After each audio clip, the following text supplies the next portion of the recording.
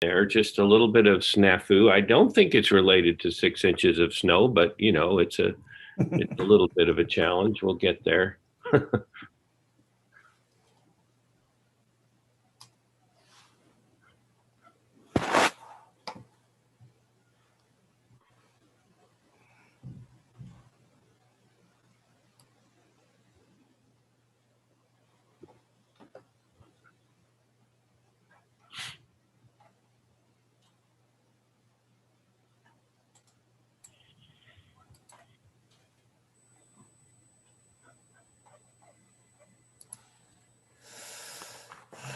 We should go ahead. We have, or more people. We have media in that we know. I hate to ask them to delay too much longer.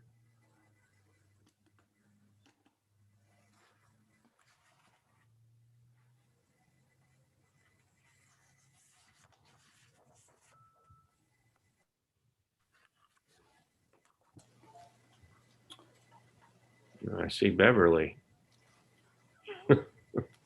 I'll go ahead and get us started, Mayor, if you want to begin. I think we've got about 18 people and people are slowly coming in. Yeah, I think that makes sense, Andrew. Thank you.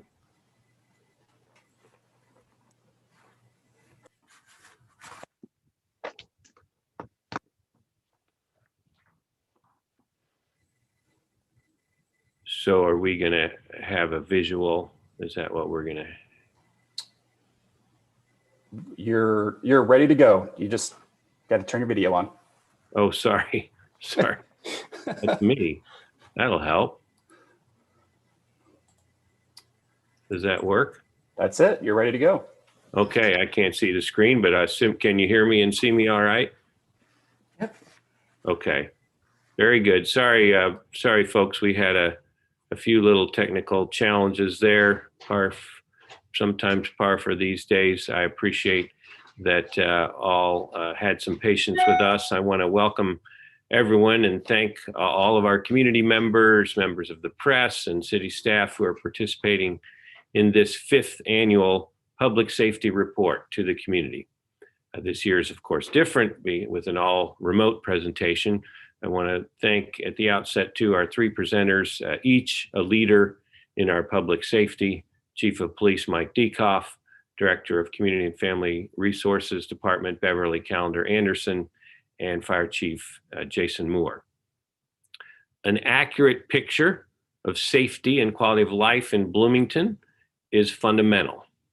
By sharing public data about the full range of public safety issues, we embrace accountability and to track how well we are progressing and to identify persistent problems in order to address them transparently. Information related to public safety, whether crime statistics, budget status, use of force data, and much more, is available throughout the year at our open data portal, Be Clear, with more than 200 data sets. And the resident-led Board of Public Safety meets monthly in public session for all in the community to hear regular, detailed reports on our activities. Keeping our community safe is a fundamental responsibility of city government. I salute all the members of our public safety departments for the challenging work that you do so professionally every day, always putting the welfare of all of our community residents and visitors ahead of your own as true public servants. The year 2020 brought extraordinary challenges to public safety. The worst global pandemic in 100 years transformed all of our lives. You'll hear today how our local public safety efforts were challenged, how they changed due to that pandemic. And with a public health system primarily housed in county and state government, our local coordination, I believe, has been excellent and strongly contributed, I believe, to the fact that our community has weathered this pandemic thus far with some of the best outcomes in the state. 2020 also witnessed extraordinary activism and advocacy related to public safety and systemic racism, responding to several terrible examples of abuse of power nationally in the public safety context, and in light of generations of systemic inequities in our public safety systems. You'll hear today how our community is responding to these monumental challenges as well. First, Chief Dieckhoff will report on public safety in the Bloomington Police Department. A year ago, Chief Dieckhoff reported on serious concerns about increased gun violence amid overall crime decreases. This year, you will hear a similar report about, again, overall crime decrease, including nearly 20% decrease in crimes against persons, but continued concerns about rising incidents of firearms use in Bloomington. I'll just note an aside that some of the legislation proposed up in the State House on constitutional carry or handgun permits is very troubling and concerning, a bad idea. Bloomington also had some of the largest peaceful demonstrations in recent history in 2020, and we're grateful that our highly active and motivated community also is committed to nonviolence and progress. You'll hear reports about the new STRIDE Center for Crisis Diversion, new staffing with social workers and neighborhood specialists, all continuing to evolve and modernize our police department. From Director Calendar Anderson, you'll hear about public safety in the Community and Family Resources Department, including reporting on our multi-year efforts of the Safe and Civil City project. Director Calendar Anderson will also report on the ongoing work of the Divided Communities Project toward racial equity, as well as the future of policing. She will also report on coordinating a pandemic response of a task force on basic services like food, childcare, and housing this spring that has evolved also into extensive long-term collaborative work on housing and security in the region. From Chief Moore, you'll hear about public safety in the Bloomington Fire Department. Last year, key points were no fatalities, 2 saves of life, and maintaining an ISO 2 rating. This year, you'll hear again, no fatalities, 1 save of life, and that steady high ranking for our department. Chief Moore will also share pandemic responses and leadership from the fire department, as well as forward-looking steps based on our learnings. 2020 challenged our public safety efforts in dramatic new ways. The leaders you'll hear from today and all their 250 plus colleagues have responded very professionally and selflessly. Bloomington should be proud of the progressive, innovative approaches to our public safety that are manifest every day, and appreciative of the people who serve all of us every day. I'll now welcome first Chief Dieckhoff, followed then by Director Calendar Anderson, and then Chief Moore. After the 3 presentations, all of us will be available to answer any questions from the media through the chat function, which will be facilitated by the city's Director of Engagement, Mary Catherine Carmichael. Thanks again, and Chief Dieckhoff, it's over to you. Thank you, Mayor Hamilton. I'm going to have a little assistance with the slides today, so we're going to go ahead and get those started. Next slide, please.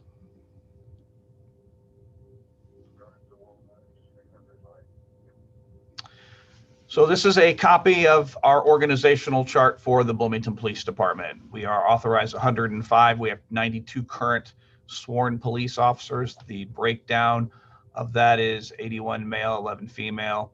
And you can see the diversity in the department with, we have 83 white officers, 5 African-American, 3 Latino, and 1 Asian.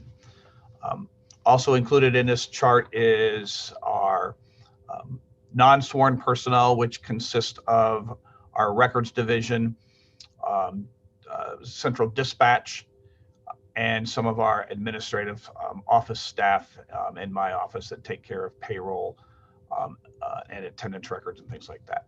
Next slide, please. Talk a little bit about our training. So In 2020, we conducted 8,943 hours of in-service training. That's over 3.5 times what is required by the state of Indiana. Most of this training was conducted online and through self-study methods.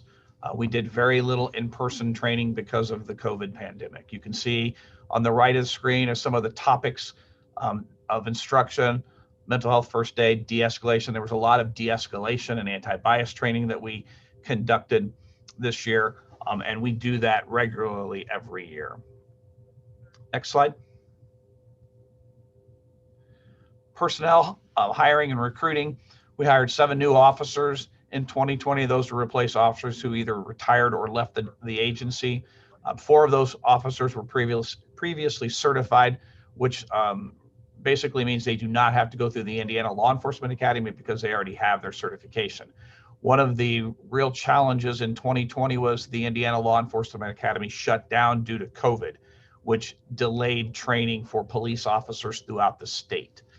We too suffered with that shutdown and did more training in-house to further these new officers along in their training process of before they hit the street. Next slide. This is a slide on our overtime usage. You can see in 2019, we had $985,000 in overtime. In 2020, we had just over 800,000. The biggest decreases were in the little 500 category and farmers market.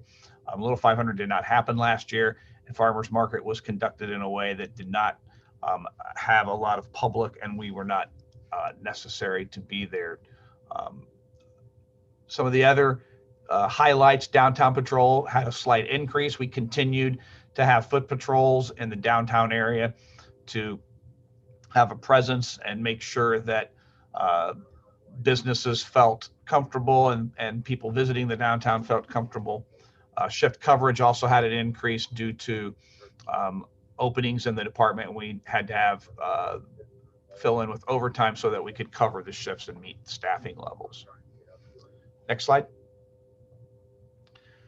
So I started talking a couple years ago about the transition from the Uniform Crime Report to NIBRS, which is the National Incident-Based Reporting System. This is the first year that we will be reporting all NIBRS crime information because we actually have 2 years of information that we can compare. The big difference between the Uniform Crime Report and NIBRS is the Uniform Crime Report reported violent crime and property crime. NIBRS reports crimes against people, crimes against society, and crimes against property. And as you look at the comparison between 2019 and 2020, there was almost 20% decrease in crimes against persons, an over 27% decrease in crimes against society, but there was a slight rise of 4.7% in crimes against property. Next slide, please. So the biggest difference between NIBRS and the Uniform Crime Report is NIBRS reports all crimes that happen, whereas the Uniform Crime Report reported the most serious crime that happened. So you will start to see over the years increases in these numbers due to the fact that if, for instance, if there was a burglary and a car was stolen and someone was battered, all of those crimes now will be reported in NIBRS, whereas under the Uniform Crime Report, the burglary would have been the only one that would have been reported. So let's go through this a little bit here. Aggravated assaults, we saw a slight decrease of 14% in 2020. Keep in mind that most aggravated assaults are between people who know each other and also between people who are inside their own residences or behind closed doors. A big thing in 2020 was there were not a lot of students on campus and the bars were closed, which tend to lead or cause increases in aggravated assaults. We didn't have that this year, and that's one of the things that we attribute to that decrease. Unfortunately, our homicides, though, were way up in 2020. We had 5 homicide cases with 7 deaths compared to 2019, where we only had 2. go to the next slide. Crimes against society, you will see what those, what we have to report to the FBI. The one that I have particular interest in is the weapons violations. There was an 11% increase, and I'll talk a little bit more about that in the upcoming slides. Overall, though, there was a 27% decrease in crimes against society. Next slide. Crimes against property. There was a slight increase in burglaries. Part of that was due to some crime series that we identified with open garages and a lot more garages being broken into. You'll see in the fraud category there was an increase there. Again, that increase, what we believe is in thefts where credit cards are stolen, that necessarily wouldn't have been reported under UCR, but it is reported now. You'll see a significant increase in motor vehicle thefts. Again, we had a couple of series in 2020 where cars were being stolen, and then they were being turned around and used as rentals. And so we made some arrests in those cases and stopped that string of vehicle thefts. Theft cases had a 6% increase, and vandalism is now reported under NIBRS, and it had a 4% increase. Next slide. This is a historical chart of UCR crime from 2008 to 2018. So I just added this because this is probably the last time in one of these reports that we'll talk about UCR data, since it's no longer being reported. It is being reported as NIBRS. Next slide, please. A little bit of information about our calls for service, 2019 versus 2020. There was for the Bloomington Police Department, this is comparing the law enforcement agencies in the county. There was a decrease of a little less than 10,000 calls for service. Ellisville had a slight increase. The sheriff's office had a decrease, and Steinsville had a decrease also. Next slide. Gun violence. We continue to see locally and actually across the country an increase in gun violence. There was a 52% increase in cases where a gun was used to perpetrate a crime here locally in Bloomington. 4 out of the 5 homicide cases that we have involved the use of a firearm. 41 cases that we took documented single and or multiple guns that were stolen in 20, for a total of 77 guns that were stolen in Bloomington last year. Gun violence across the country continues to rise, and we are also seeing that locally as well. Next slide. Just a little bit of information about gun permits. You can see in 2019, new gun permits in Monroe County, the total was 13,441 in 19, and in 20 there was an increase to 14,963. You can also see the numbers for statewide in Indiana for the number of gun permits that were issued. Next slide. Aggravated assaults. The last 6 years we had seen an increase in aggravated assaults. This year we had a 14.7% decrease from the 2019 levels. Again, I mentioned earlier that 40% of the aggravated assaults result from domestic and interpersonal relationship violence. And in over 80% of the cases, the victim and the suspect know each other. In 63% of our cases, the crimes occurred in a residence. So it's very hard to try to prevent aggravated assaults. 2020, of course, it was a unique year where we couldn't do a lot of educational opportunities with different groups because of COVID, but that is the plan when things start to open up, is to try to continue to have decreases in aggravated assaults. Next slide. So just kind of in perspective, the overall NIBRS crime for the city in Bloomington decreased by 6.7% in 2020. Despite increases in homicide, overall crimes against persons decreased by 19%. And again, it's important to note that most crime is not random. And crimes against property had a slight increase to 4.7 But this was due mostly to the increase in theft, burglaries, and vehicle thefts. Next slide. This is some information on traffic stops. We continued the trend from 2018 to 2019 to 2020 of a decrease. Part of this was due to COVID because officers were not making traffic stops where they encountered people. Only the most serious of traffic violations were where people were stopped. So in 2020, we had a total of 3,813 traffic stops. Next slide. So this is some traffic information comparison. OWI arrest saw a decrease in 2020. The total accidents saw a decrease in 2020, as did traffic stops. And again, a lot of that probably is due to COVID, and there were fewer people out on the roads driving around. So there was just less people violating traffic laws and getting involved in accidents. Next slide. Some information from our records division.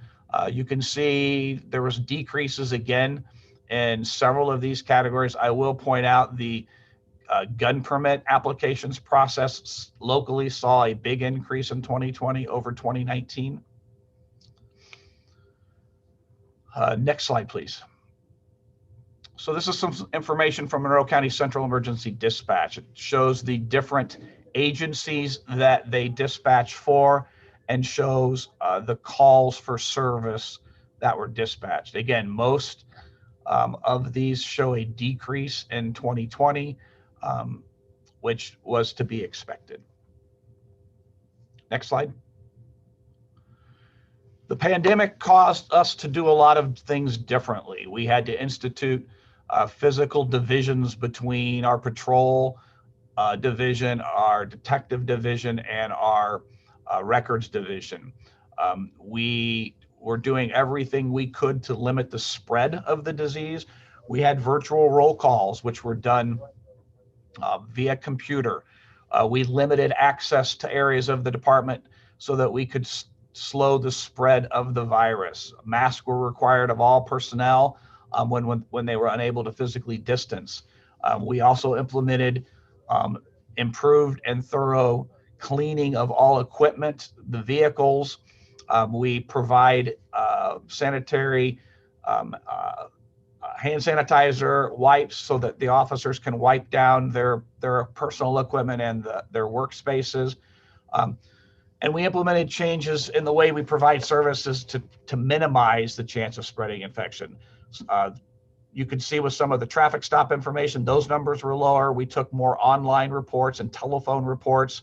And the whole goal was to try to limit the interaction of the officers with the public so that we slowed the spread of the COVID. We also had a dramatic reduction in our ability to conduct community outreach and engagement. And I have a slide on that to show some of the decreases there. Some of the other things that happened was our downtown resource officers also distributed personal protective equipment to those experiencing homelessness in and around Seminary Park and areas of the city also. Next slide. We continue to maintain our accreditation. Each year we review approximately a third of the standards to make sure that we are still in compliance, and that also was accomplished in 2020. Next slide. Our police social worker was very active. We had one social worker last year. You can see the chart on the right shows the comparisons from 2019 to 2020. There was a huge increase in the interactions that she had. Her monthly average was at roughly 22 new referrals each month. She had as many as 40 in one month and as few as 13. The shifts would refer people to her, and she would reach out after that initial contact with an officer to follow up. And she did a lot of that in 2020 via email and phone calls because of COVID. She had fewer in-person contacts, trying to, again, slow the spread of COVID. Next slide. This is some more information. You can see the number of individual clients that she worked with, and the number of hours and direct contact that she had with clients. Again, it's every month she's done more than the previous month, and we expect that to continue. And that is why we are adding more police social workers. To the right breaks down some of the demographics of the clients that she's worked with. Next slide. Our downtown patrols, as I mentioned earlier, continued during 2020, even though COVID had curtailed people getting out. We continued the patrols. We had fewer calls for service in 2020 than we did in 2019, but we still had over 6,000 calls in the downtown area in 2020 compared to 8,700 calls in 2019. Next slide. The mayor mentioned the STRIDE Crisis Diversion Center. STRIDE started in 2020, although it was a couple of months later than we had anticipated, but it did get up and running and immediately started to see some successes. We talked a little bit about it last year. It has a $2.1 million budget that has local Bloomington government and Monroe County government, as well as IU Health and several local businesses providing matching funds to keep it operating. It is staffed by mental health professionals from Centerstone. I will note that we have had a very long and successful relationship with Centerstone. Centerstone has outreach workers that work with our downtown resource officers every day. And so having them run the STRIDE Center and having BPD be the agency that refers the most clients just continues that relationship. So you can see that, again, they started, I believe it was in August, they had 295 referrals and 21% of those were from BPD. What's interesting to note here is that of the 295, 55% of those were self-referral. So what that means is that individuals who had that first introduction to the STRIDE Center by a law enforcement officer returned on their own to continue to seek help and treatment, which is huge, considering that a lot of times that does not happen in treatment programs. And again, STRIDE deals with low-level nonviolent crimes that occur, and it is an alternative to incarceration, whereas no charges are filed once someone is referred to STRIDE, and treatment options are sought to resolve the issues that the person may have. Next slide. I mentioned earlier our public engagement was severely curtailed in 2020 because we could not do in-person stuff. However, we continued to maintain our social media presence, and we had an 11% increase in Facebook, Twitter, and Instagram over our 2019 levels. Next slide. Transparency and data sharing. We continue to participate in the police data portal and the Be Clear open data portal. To the right is a list of 16 data sets that we report on quarterly, so that the community and others can see what we're doing. I think it's important to report this information. Not a lot of agencies in Indiana or around the country are reporting as many data sets as we are, but again, it's the transparency of what we do is important for the public to be able to look and see that information. Next slide. The mayor mentioned police reforms. Again, we instituted some of our own in 2020. Again, we worked with the Bloomington Board of Public Safety and reviewing the 21st Century Policing Report with them again, and also the recommendations from 8 Can't Wait. And those recommendations were instituted at the police department. We also strengthened the use of force guidelines to include a prohibition on the use of chokeholds. Some other reform efforts that we are making, as I mentioned earlier, we are adding 2 additional social workers in 2021 to bring the total to 3. That program is beneficial because it's also taking people that may not need a police officer but need some kind of services, and having a social worker reach out to them to try to resolve what issues they might have, so they don't have those interactions with officers anymore. We're also adding 2 more people to our downtown resource, or our neighborhood resource specialist program. At some point, probably over the next year, we will be transitioning and renaming it to community service specialists, broadening their role in what they do so that they can be of more assistance, and taking low-level calls that would require a police officer to do, and having those calls assigned to these community service specialists to continue providing services where a police officer may not be necessary. Next slide. So again, I talked a little bit about the social worker. We are hiring 2 more. That should be occurring in the next couple of weeks. And what that's going to allow us to do is expand the hours that the social workers work, and actually expand the number of people that they can work with. You can see from the statistics of just 1 every month, the number of contacts, the number of work that she performed increased. So we're hoping that we can expand even more, so that we have the ability to work with people to try to resolve issues that will not involve a police officer. Next slide. Again, I mentioned our community service specialists. One of the things that we will do with the new ones, since we're adding 4, is they'll be able to take low-level reports, assist with traffic direction, and still work with neighborhood groups to address problems in their neighborhoods. Again, this is just another example of trying to have non-sworn officers take calls to relieve some of the pressure so that the police officers can deal with the more serious issues that they're dispatched to. Next slide. 2021, some of our major goals, obviously recovering from the COVID-19 pandemic and returning to normal operations.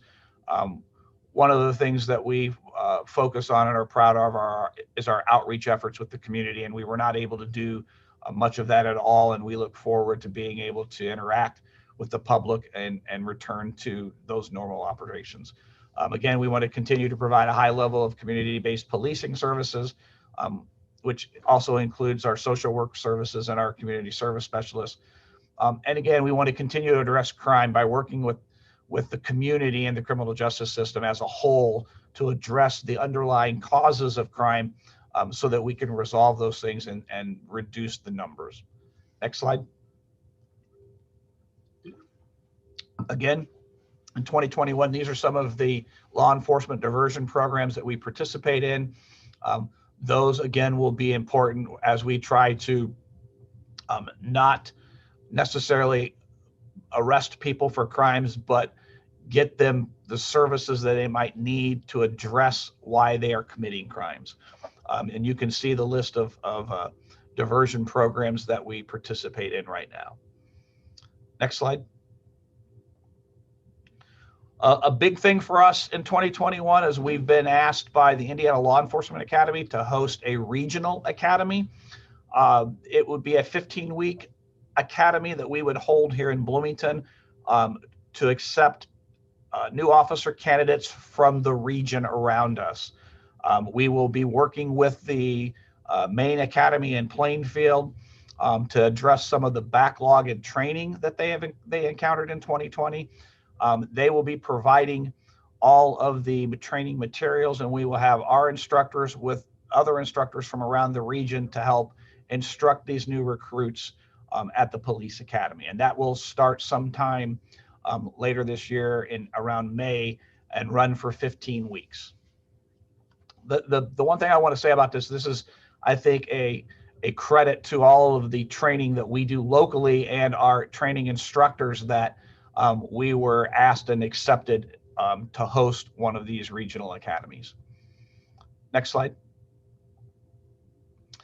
And that concludes my presentation.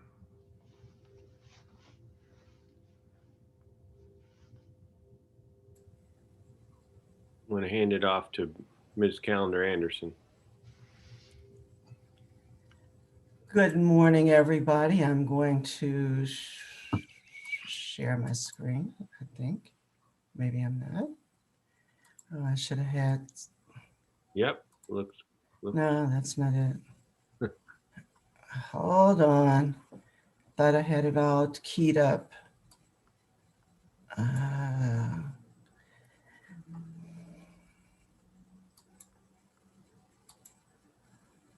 Well, I'm not sure what's happening.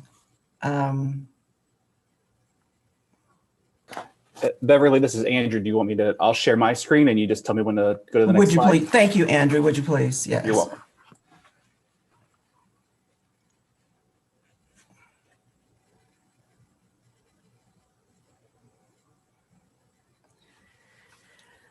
All righty, thank you. I'm Beverly Callender Anderson, Director of the Community and Family Resources Department.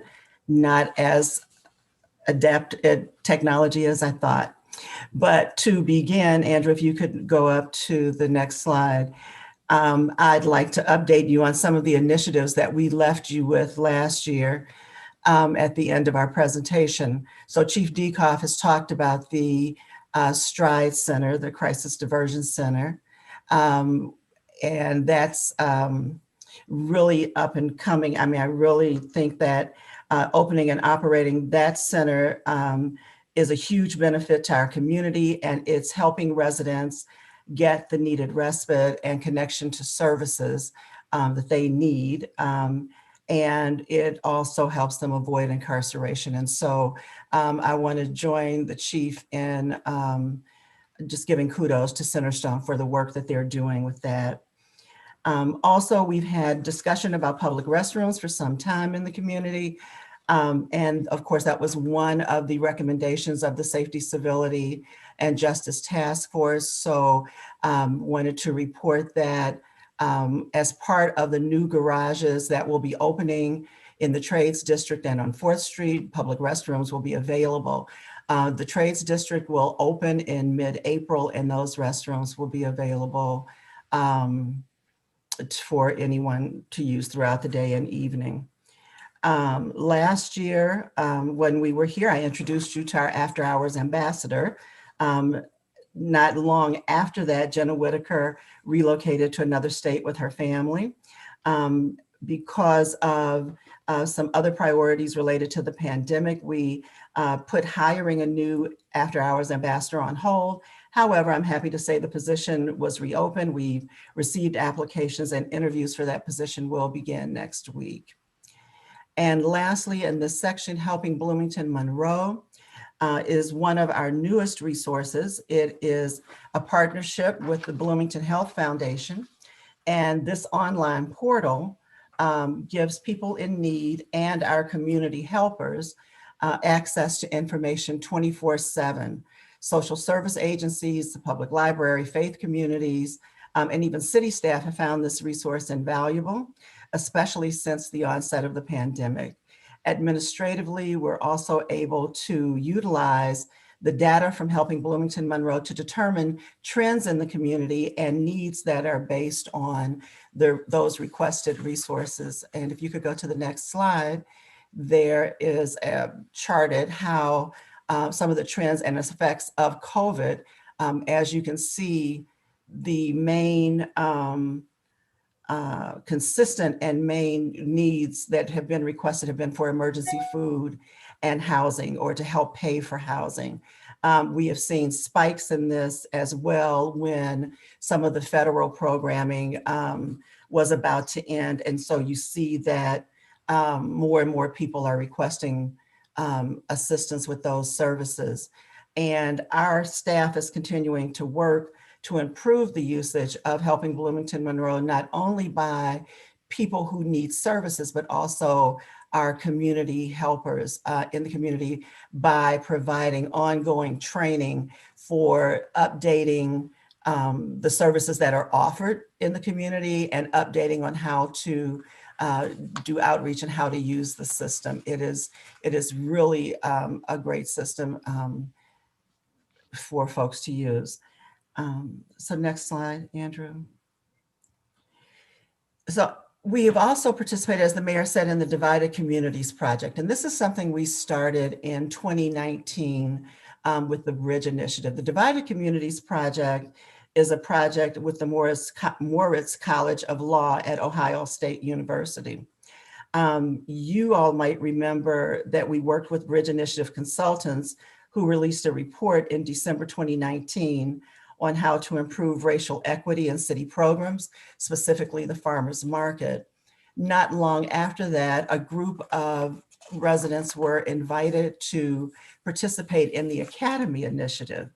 Along with 3 other cities, we went to a 2-day learning experience that provided skill development and planning opportunities to help all of these cities return to their home communities to engage residents in activities that strengthen conflict resolution related planning and capacity building, as well as support and strengthen the development of a local core leadership convener group for the communities that participated. Out of that initiative, our group came back and developed a plan to advance racial equity in our community. And 2 of the goals of that plan are the development of the Racial Justice Task Force and the Future of Policing Task Force. The Racial Justice Task Force applications have been open for a while. There is a deadline of February 15th. If there is anyone in the listening audience that is still interested in participating on the Racial Justice Task Force, I would ask that you get your applications in. That will be closing on the 15th, and then we will be rolling out applications for our Future of Policing Task Force. The Racial Equity Task Force will review policies and procedures and practices of city government and other entities in the community, recommending changes to make our programs and projects and services more equitable. The Future of Policing Task Force will attempt to engage a full range of voices in the community to examine what policing in our community should look like in the future. And I want to make the point of saying these are not city commissions, but they will be resident-led and resident-guided task forces. We are going to serve to help them get jumped off, but we will not be running them, as it were. They will be actually running and guided by residents. So really looking forward to seeing where that takes us in the future. We've also been invited to participate on the Divided Communities Thought Leaders Group. We started that in the fall of 2020, and that has been really beneficial to bring a lot of leaders from around the country together to share information, to share ideas of how communities can move toward equity and seeing best practices and what's working, what's not working in other communities. Andrew, next slide, please. Thank you. So some of the work that we've been doing this year with our unhoused residents really came out of the pandemic. It raised a number of issues related to our unhoused neighbors that they had not had to deal with previously. For instance, where do the unhoused quarantine if they test positive for COVID or have been in close contact with someone who has? So Beacon Inc., New Hope, Wheeler Mission, and Middleway House all teamed up to submit a grant to the State Family and Social Service Administration for a grant to provide a safe recovery site for this specific purpose.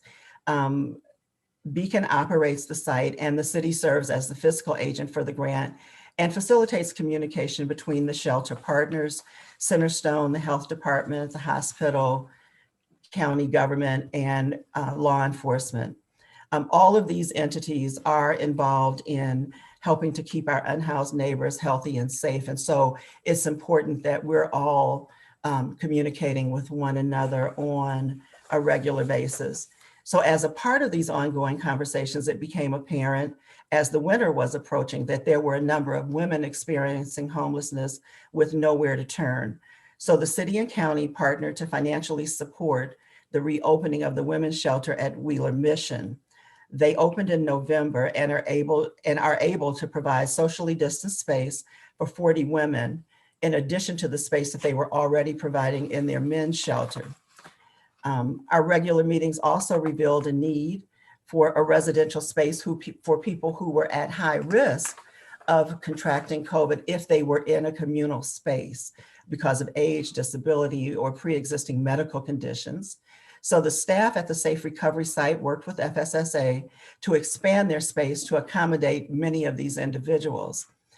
However, when we began to see an increase in COVID among those experiencing homelessness and needed to use that residential space to accommodate those people, New Hope for Families stepped up to absorb the residential space, enabling these individuals to stay sheltered and safe.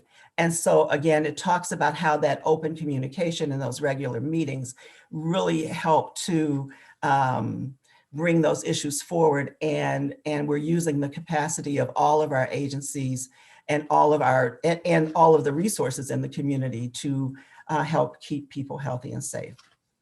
Many of you know that about 3 weeks ago, Beacon opened a low barrier winter shelter with 49 emergency shelter beds, and we worked with the administration at Beacon on permits and memoranda of understanding needed to get the shelter up and running, which they did in record time. And so again, that was able, and especially if you look at these last few nights, to have people in a place where they are fed and warm. And so I want to really shout out all of these agencies who have done yeoman's work and like I said, in record time, and sometimes risking their own health to make sure that our unhoused neighbors have a place to go. It's been really a pleasure to work with them over the last 10 months, and they do an invaluable service to our entire community, and many times they are not recognized for what they do. So on behalf of city government, I just really want to thank every one of those agencies. So what I've talked about to this point has been emergency services, but it's evident from all of these conversations that housing insecurity is a much broader issue. And so we began working with a group that's being led by the United Way of Monroe County and the Community Foundation of Bloomington, Monroe County to address housing insecurity as the broader issue that it is. This group is reviewing and updating the Heading Home report that was published back in 2015. Well, it was a 2015 to 2019 plan. And so since that time, there have been a lot of changes in our community. Some agencies have changed, some agencies have gone, some new ones have started. And so we're updating that plan to look at the impact of surrounding communities and what gaps exist to prevent residents from finding housing that is affordable based on their income, not necessarily affordable based on a federal guideline, but based on realistic income. Lastly, in this area, if you could turn the slide, please.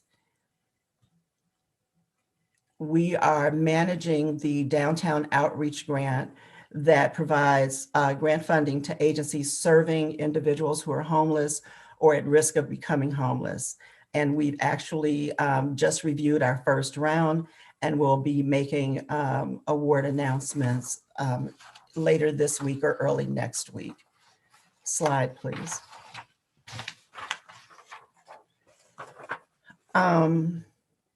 So pandemic response, one of the things that I've talked a lot about were adjustments that had to be made because of the pandemic, but the pandemic impacted everything from shelter and housing insecurity to nutrition for children who normally eat 2 nutritious meals at school every day, and then school was closed, to childcare and much more. So in order to assure that the social service safety net that has been in place in our community continue to support our residents, we formed the Social Service Safety Net Group. This group involved Bloomington Hospital, the city, the Community Foundation, United Way, Bloomington Hospital Foundation, and Indiana University. And the group focused on the COVID Safe Recovery site that I've talked about, food insecurity, childcare, and ancillary services like PPE provision, mental health services, and hygiene supplies.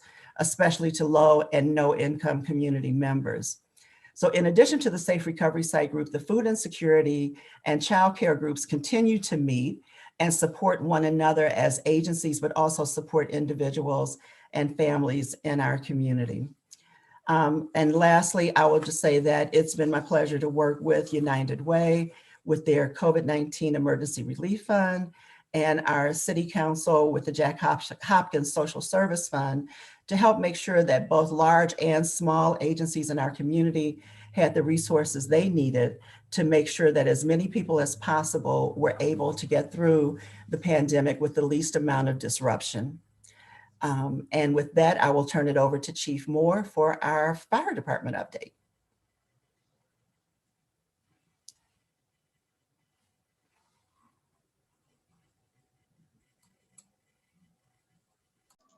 All right, great, thank you. Before we get started, I just want to tell you that 2020 has been a challenge for everyone in the city. And I really want to thank the members of our fire department who, in a time where a lot of communities started to sit back and think about would they continue to provide the same services, our fire department did not stop, and we continue to provide services. Again, extra precautions, extra changes, extra protocols, but we continued to serve the community throughout the pandemic, and we will continue. So with that, our mission has not changed. We will continue to provide the excellent public safety that people expect. Fire prevention, public education did suffer through the pandemic, but we did find other options, and we have started working on retooling certain things that may pay off well beyond the pandemic, kind of the recover forward mentality. And then obviously we do the emergency management and mitigation. Our staff, we continue with 110 full-time employees.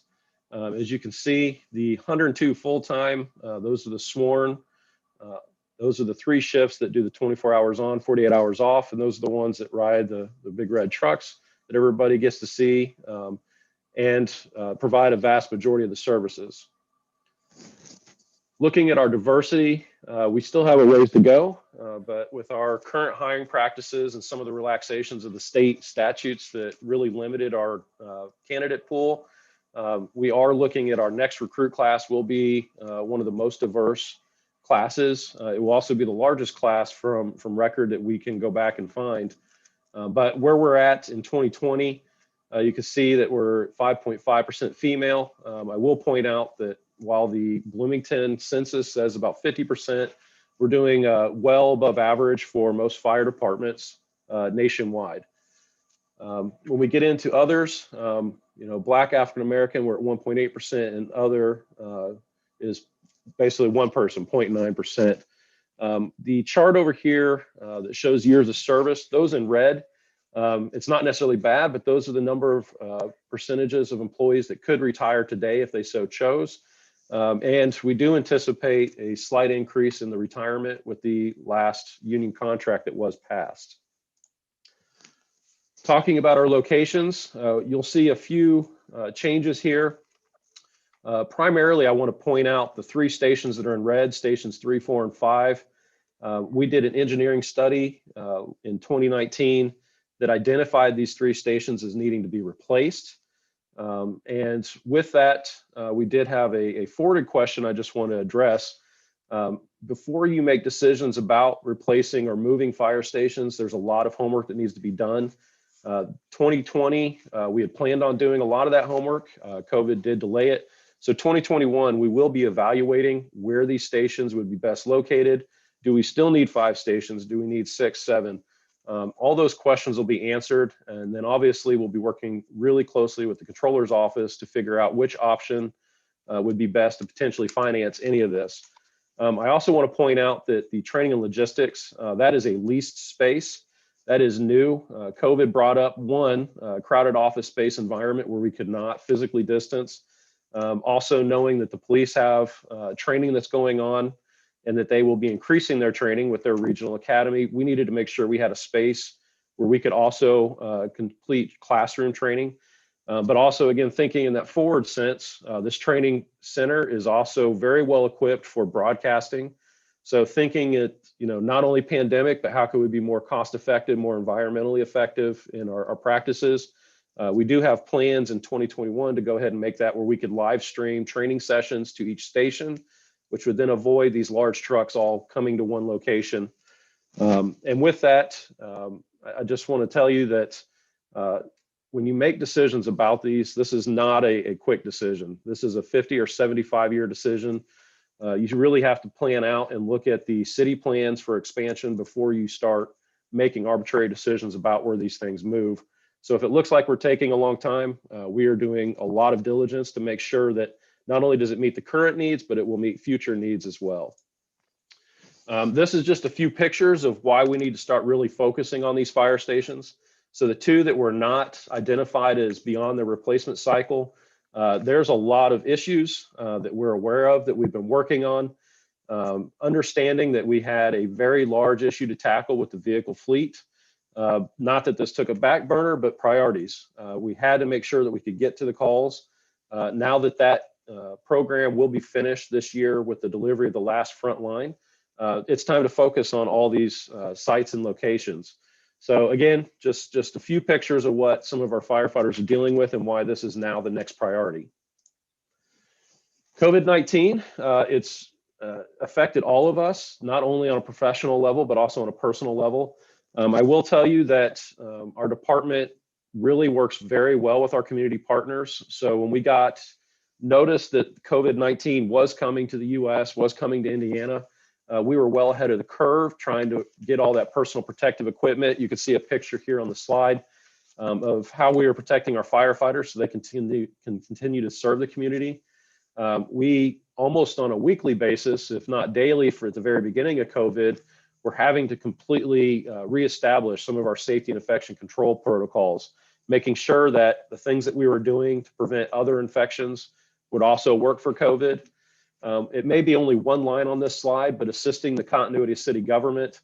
At the very beginning of the pandemic, this was a vast majority of what our department was working with, reviewing each department's plans. How do we continue to provide service? Even if everybody was sick or everyone had to be quarantined, really having to stretch that thought process of how do we provide these essential services. And then really getting down to, we realize all city government services are essential. So how do we maintain those services? Developing partnerships to enhance testing and vaccination. That was, mainly for some of us that were in the front. Our department was one of the first to have a positive COVID case. Was making sure that we could properly protect the community by making sure that we were not a source of contamination and spread. Other things, delayed a grant-funded trip to Sierra Leone. Again, completely paid for by the Department of State, but I actually believe it was almost this time last year that we sat down with the mayor's office and really looked at the state of Indiana and the US and then the global pandemic and made the decision to not go on that trip. They were nice enough to extend it, so we may be trying to go back in 2021. We'll see. It goes without saying, much like the police, several of our departmental goals really suffered because of COVID-19.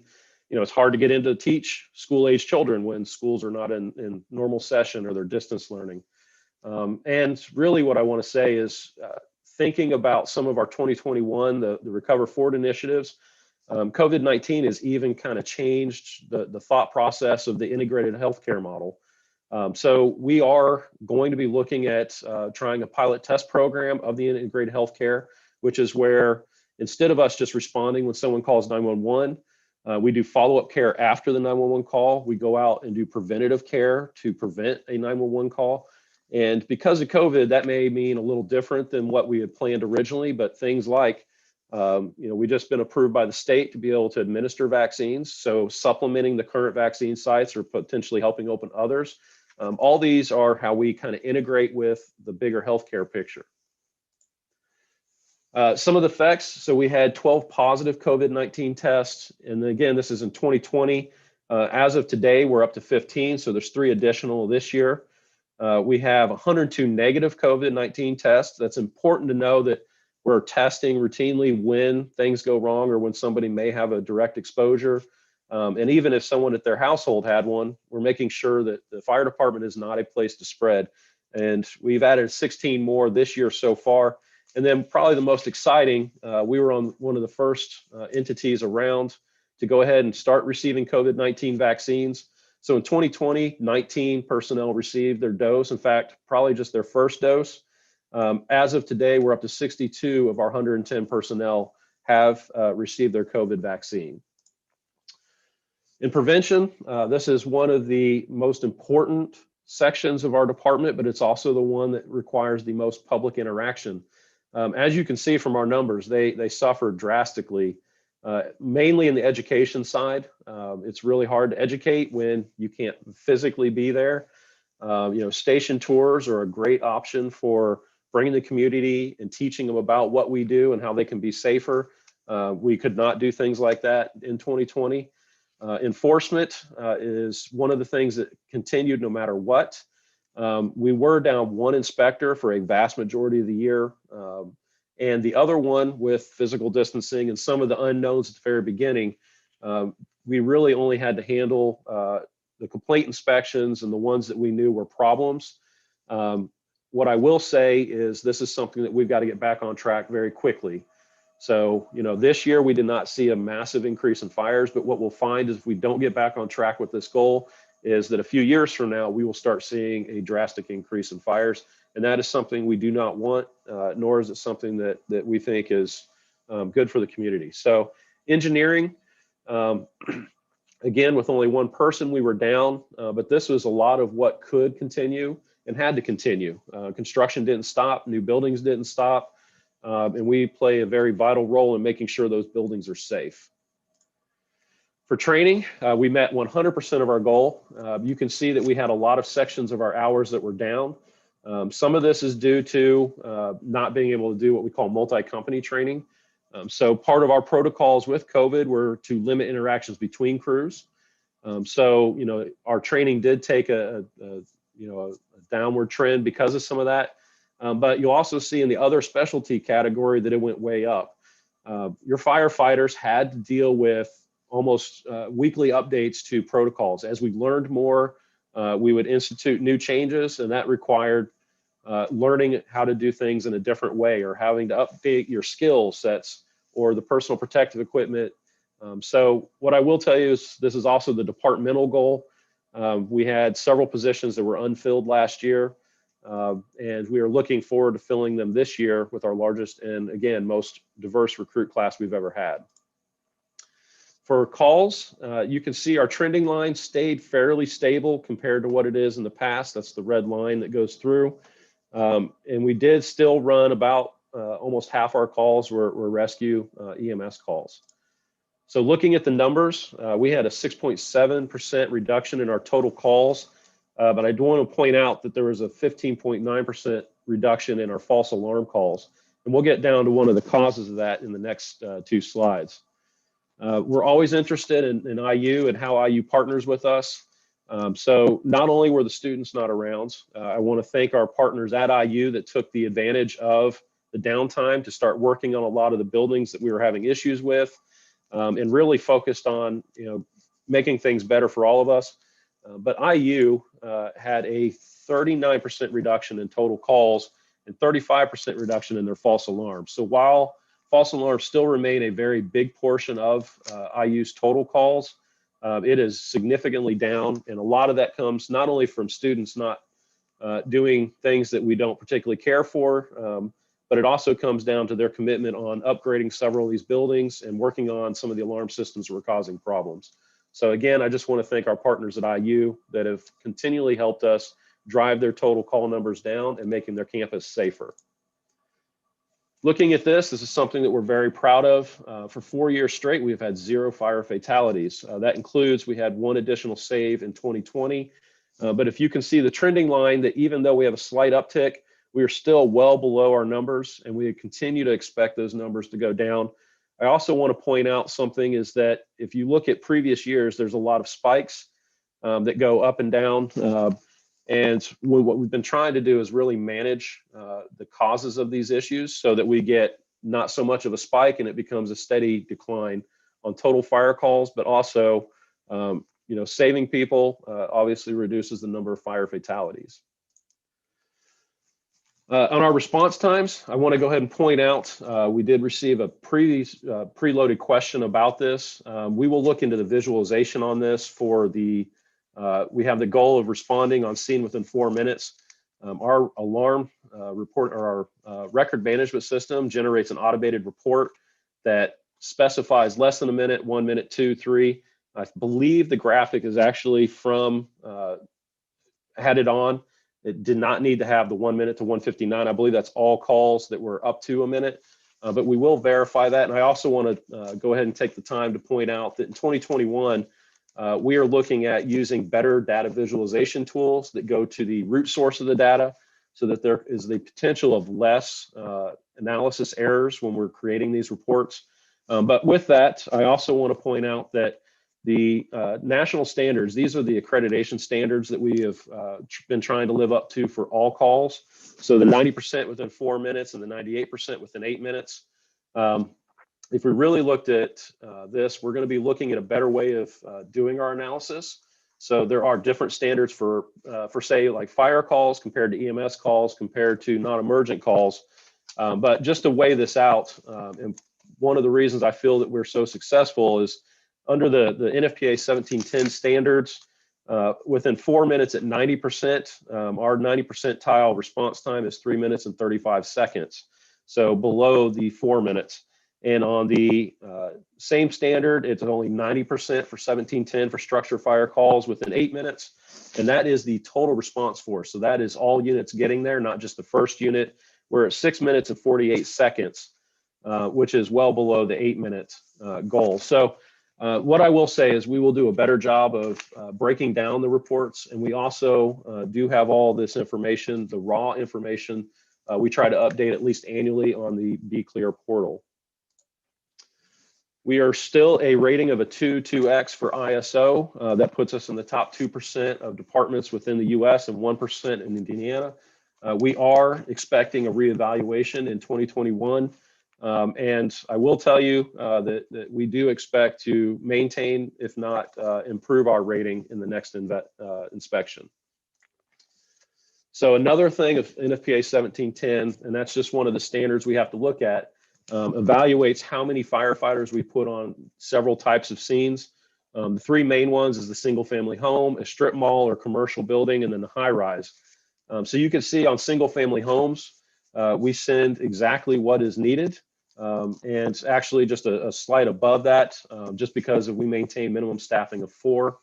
On the strip mall, we are just under, but we do have the capacity to send the entire shift. At minimum staffing would put us at just 1 person short. And on high rise, even though we are running short on that, we still are not seeing the negative outcomes within our community that would be expected if we were not managing these hazards in other ways as well. Moving on, administration, annual operating budget. It was significantly higher, but I also want to point out that's because we got to push in a lot of new apparatus. So thanks to Mayor Hamilton, city administration, and the taxpayers, and obviously city council. Compared to 2016 till now, the top picture is something that we saw. Fire trucks being towed, fire trucks with holes in them, the size that you put your hand through without touching the rust. And we have pushed in a lot of these new apparatus over the past few years. And then we look forward to pushing in the last apparatus, hopefully in the next few months, which will be, Mayor kind of mentioned, is the best our fleet has been in almost 2 decades. Other projects, we've got the lease space we talked about, pandemic protocols we've kind of talked about. We have 2 software platforms that went online in 2020. First Due, there's a picture of kind of what it is that we see. A lot of what we do is we need to have a lot of information about the buildings we're going to. And this pre-planning program gives us open source data. So, data from the assessor's office and any of the work that we've done to kind of pre-incident plan that building is now available to our firefighters. The training center had to be updated. We've got the cancer prevention protocols, and you can see a great picture of our new higher tech classroom. Other things, we're really proud of the history exhibit, Indiana Safe Haven Baby Box, and we did have a union contract negotiation that did agree to another 4-year contract, and again, substantially increased our pension base to make it where we are, really keeping up with where we should be. 2020 goals, I want to point out the ones in red are the ones that we did not make. In fact, as you can see, like making a contact with every occupancy within we were only 19%. That is the worst we've ever done on this goal. It is something that we will continue to work on. And again, it's something that we cannot tolerate to run that short in for multiple years. Other things that really got hit by the pandemic, beginning the Center for Public Safety Excellence accreditation. Accreditation is a very lengthy process. And with all the work we had to do to stay ahead of the pandemic, that was just something that we could not do. Looking at 2021, we're going to be focusing on developing and publishing a 5-year strategic plan. Our previous plan wasn't written, but it was really to get our fleet and our training and our gear, all of it up to standards. We will be looking to update fire ordinances. The last time they were updated was 1997. And something that I'm really proud of is the improving the department diversity. So this has been a multi-year project, and it will be a continual process improvement where we continually look at the community and how do we remove barriers to ensure that we are properly recruiting and incentivizing all people to come and work at our department. So inclusion, we have been serving the city since 1900. We will continue to serve the city, and I am very proud of our firefighters. And with that, that ends my presentation, and I will turn it back over.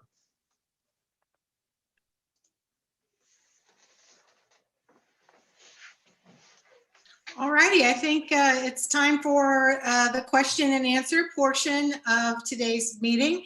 Thanks, everybody. Beverly Calendar Anderson, Chief Mike Dekoff, Chief Jason Moore, and of course, Mayor John Hamilton. Folks are available for your questions, and we did have a few that came in ahead of time, so let's start with one of those. As you know, the Indiana State Assembly or General Assembly is in session at this time. So the first question is referencing some work being done up at the State House. Chief Dekoff, this looks like it's for you. House Bill 1006, now passed by the House, defines chokehold and adds it to those actions considered to be deadly force. From the FAQ issued over the summer, the Bloomington Police Department does not allow nor train our officers in the use of chokeholds and strangleholds. Here's the question, and this I should say is from Dave Askins from the B-Square Beacon. The question is, it looks like that legislation would have no impact on BPD's policy on chokeholds. Can you confirm that, Chief Dekoff? That's correct. We've banned chokeholds. I will say that I, through the Indiana Chiefs Association, got to participate in working with Representative Sturwalt when he crafted the legislation in House Bill 1006, along with the Sheriff's Association and State Police. And so there was a lot of input in that. Every agency agreed that chokeholds need to be banned, and that does apply to us. We have banned those, and it will follow that legislation. Thank you, Chief Dekoff. I should mention we got a late start at 11:10 as opposed to 11 o'clock. It's 12:20 now. So we're going to allow probably about 10 more minutes for questions. If you have a question, please put it in the Q&A section on the meeting, and we will get to that. Also, I'll mention that the public safety website is available, and that address will also be available on your screen. So if you have additional questions, looking for more data, that's a good spot to look. So Chief, while I've got you, I'll ask you another one.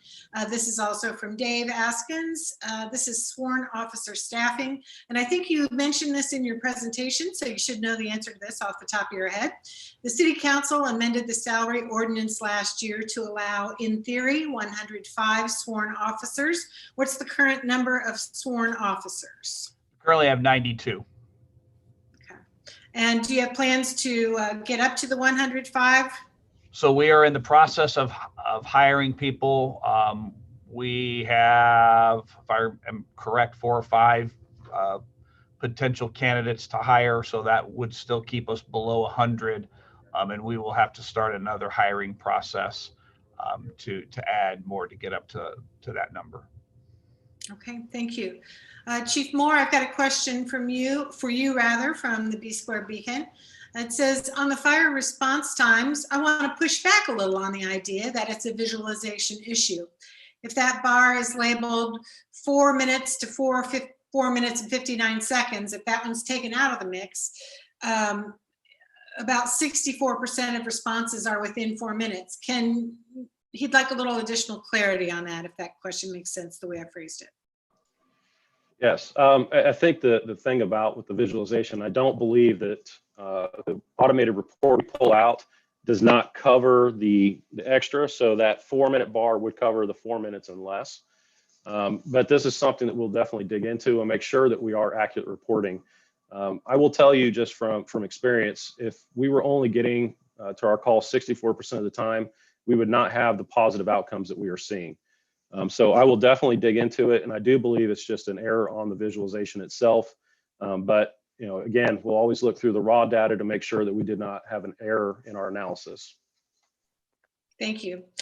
Mayor Hamilton, thank you for sticking around for questions as well. We've got one that may involve both you and Chief Moore. This is about capital needs. It's a fire protection question.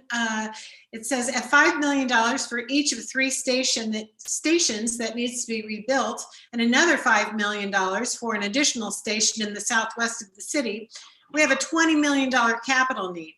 PS Lit won't come close to covering that. A $10 million GO bond 2 years in a row would get us there. I don't think that's the plan for financing Bloomington Fire Station construction. So what is the plan? I'll let Chief Moore answer in a second, but let me just make a couple quick points. First, we do and should acknowledge the appreciation of the community supporting the public safety lit local income tax increase in 2016, which is 0.25%, which has been very, very important to supporting the investments in public safety, including the new equipment that we have. In terms of fire stations, of course, that won't all happen at once. The Southwest one may not be needed. As Chief Moore indicated, they'll be reviewing all that. But Chief Moore, you can share that, but we don't actually have a fully developed finance plan, but that's what we'll do when we find out what the bill looks like. Chief Moore, you want to add? Yeah, I know that I've kind of answered this already, but I think the best thing to say is that we don't even get to the stage of financing a plan until we fully develop the plan itself. So we've been in flux between annexation and other things over the years. All this has an effect on where fire stations should go and should not go. But what I will tell you is that we are working on developing the plan of where they should be. We're also starting a process of getting more refined numbers on what they should cost. So again, it's too early to say how we're going to finance it when we're not even sure how many we need, where we need them, and how much it's legitimately going to cost. So the 10-year budget plan was really kind of placeholders from an engineering firm that gave us a rough estimate of what it would take to replace stations. So again, thank you for the question, but I think we're too early to be able to say how we're going to finance it when we're not fully sure what we really need. I guess, thank you, Chief. One other thing I'd just add is that it's probably worth the community knowing that particularly for Station 3, which may be the oldest station, I think, that is in close collaboration with Indiana University. It provides critical service to the campus, and any change in that station would be done with great collaboration and cost sharing with the university as well. So that's good for the public to know. Thank you. Chief Dekoff, back to you. The site plan for the 1,000-bed student-oriented housing development called The Standard to replace the brownstone terrace was on the City Plan Commission's Monday night agenda. The developer has talked about providing free housing for 1 police officer. It's apparently something they've tried with some success in other places. Cost of housing inside the city is one reason cited for the fact that just 15% of Bloomington Police Department sworn officers live inside city limits. Here's his question. Has this potential free housing in a student-oriented development been a topic of water cooler conversation at Bloomington Police Department? What's your sense of the interest among sworn officers in such a living arrangement? And do you think that incentives like housing credits or take-home vehicles actually make a difference whether a police officer decides to live inside the city limits? Well, providing apartment complexes providing free housing to police officers isn't anything new. There are several complexes around the community that do that already. So I don't think it's probably the subject of water cooler conversations because it's not really anything new. I will say that we continue to put the final touches on looking at take-home car program and housing incentives for our officers. I do think that will help make a difference in recruiting and retention. Obviously, there's benefits to having officers live in the communities that they police, so having them live within the city limits, I think is a benefit. I believe those types of incentive programs are beneficial to get those officers to live into the city. Thank you. Here's another one for you, Chief Dekoff. House Bill 1006, let's see, have we done to House Bill 1006? No, House Bill 1006 requires the Indiana Law Enforcement Training Board to include de-escalation training as part of pre-basic training and mandatory in-service training and the executive training program. Here's the question. Isn't it the case that de-escalation training is already a part of BPD's ongoing in-service training? Is that in-service de-escalation training being provided by some other agency besides through the state's law enforcement training board or academy? Or is this a case of the legislature simply codifying existing practice? So we probably do, as I showed in our training report, more training than a lot of agencies around Indiana do, and we do a lot of de-escalation training. Most of the training that we do, be it defensive tactics, be it firearms, be it negotiations, how to talk to people, it all has a de-escalation component to it. So what the legislature is trying to do is they're trying to codify that training for those agencies that don't do de-escalation training. There are a lot of smaller agencies that don't have the personnel or the budgets to do that. And so the legislature is trying to ensure that all law enforcement agencies step up their game when it comes to that type of training. Again, it's something that BPD has done for many, many years. We will continue to do that. With regards to who does that training, for us, it's usually a variety. We do some in-house, we do some with the academy, and there are some that we hire outside trainers to do. I think that the best way to do that is to get a variety of different training opportunities in here to our people so that they get different perspectives. But the de-escalation training that the state is mandating, the Indiana Law Enforcement Academy will come up with that curriculum. And obviously, whatever they come up with is something that we will institute, but I'm probably going to guess that it's something that we're already doing. Thank you. Well, it's 12:29. We're well over our intended time, but we had a lot of good information shared here today. If you'd like additional information, I'll remind you that there is a website specific to public safety, and that web address is in the chat. And I would also remind you that this is the 5th state of public safety that we have presented to the public, and encourage you to review others if you have interest in that. They should also be available. So thank you very much again to all the participants. Mayor Hamilton, do you have anything you'd like to say to wrap things up? Just thank everybody. I know we've gone over, appreciate your patience, and thanks again to all of those in our community who work for public safety. They're an extraordinary group of people, and we appreciate their dedication, professionalism, and thanks for sharing this report today. We'll leave it there. Thank you again for joining us, and we'll do this again next year.